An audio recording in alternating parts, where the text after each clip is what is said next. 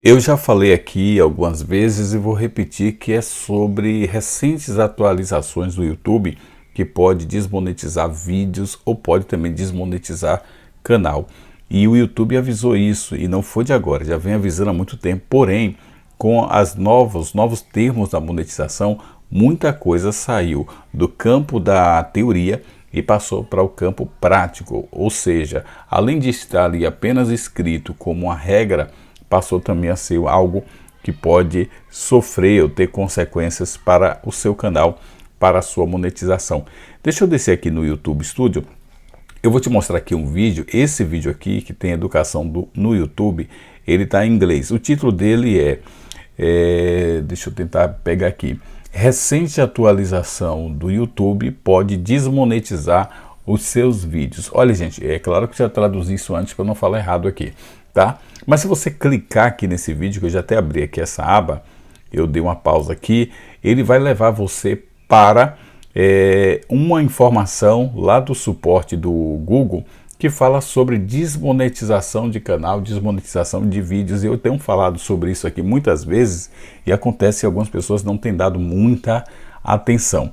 E aí o que acontece? Eu vim aqui na descrição desse vídeo e eu procurei a informação fonte, que é o suporte aqui do Google. E aqui eu já abri aqui para facilitar, tem atualizações recentes das diretrizes do conteúdo adequado para publicidade. Esse post aqui foi em agosto de 2020. Complementando a esse e aos demais posts, você vai descer, vou deixar na descrição do vídeo, viu, para você acompanhar. Você vai descer aqui, tem a última atualização, que foi em 30 de novembro de 2022, que foi pela Lois Mana, que é funcionário do Google. E aqui diz o seguinte: atualizações nas diretrizes de conteúdo adequado para publicidade. Que adequação foi essa? Ela diz aqui como mencionamos antes, sabemos que os criadores desejam maior clareza e transparência em relação às diretrizes de conteúdo. E aqui tem um conjunto completo de diretrizes de conteúdo e informações, deixa eu descer aqui, gente, e informações sobre o que está mudando. Aqui tem aqui as informações, eu não vou citar alguns termos aqui, porque senão eu corro o risco do vídeo não ficar monetizado. Então tem aqui esse tipo de conteúdo. Então nesse tipo de conteúdo, é claro que você está vendo aí, eu não vou falar.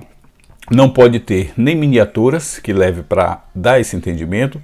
Tem que ter cuidado com títulos, com os vídeos contendo links desse tipo aqui, a linguagem com esse contexto, material com esse contexto, tem que ter muito cuidado, certo? Então a aplicação política em torno das artes clássicas, até em questão de artes, mas que retratam atividades com esse contexto aqui, dança desse contexto e educação desse contexto, vai ficar inalterada e poderá receber receita de anúncios, mas de qualquer forma é preciso muita cautela. Conteúdos com essa questão aqui, ó, são conteúdos que mostram situações de contexto, aquele tipo de conteúdo que chama muita atenção, que você está conseguindo ler aí, não vou citar, e que tenha de alguma forma alguma prática que seja muito forte. A exemplo dessa aqui, ó, na questão de jogo, ó, tá vendo aqui? Eu já falei para você sobre isso aqui. Então o YouTube está sendo muito cauteloso quanto a isso. E ele tem aqui algumas orientações sobre onde você pode usar e quando é que pode utilizar determinadas situações para que não tenha problemas. Deixa eu descer aqui novamente. Aqui tem também a questão de atos nocivos ou perigosos, tem que ter cuidado.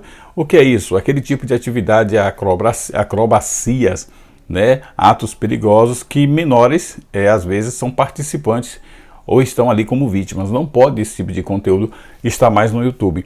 Nem que você coloca lá achando que é algo lindo, maravilhoso, tem que ter cuidado. Muito cuidado, certo?